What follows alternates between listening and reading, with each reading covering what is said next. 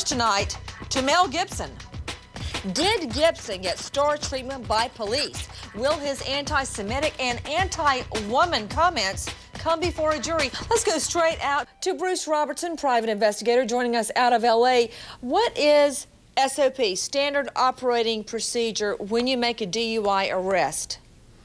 Well, normally in situations where you have an arrest of someone of some notoriety, you release a photograph to the press, a booking photograph. That wasn't done in this case. That's one example of where he got some preferential treatment. Well, hold on, wait a minute. I think we do have a booking photo. Elizabeth, is there a booking photo?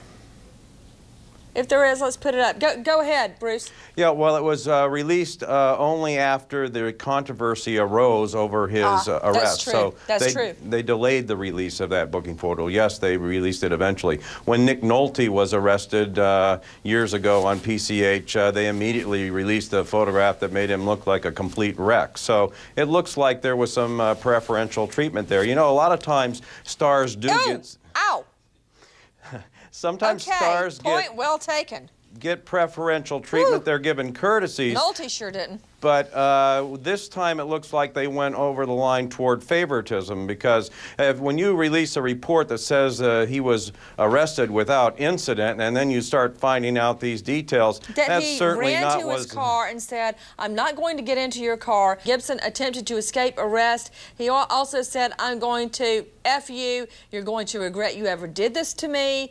To Bruce Robertson, private investigator. Bruce, I'm hearing a lot of excuses.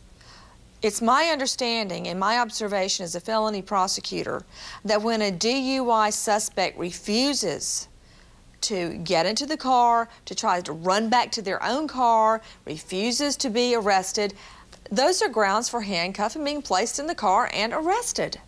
Well, that's true, Nancy. Well, in fact, he was handcuffed after he attempted to flee the officer and get into his car. Initially, the officer told him, if you go ahead and cooperate, get in the back of my patrol car, I'm not going to have to handcuff you.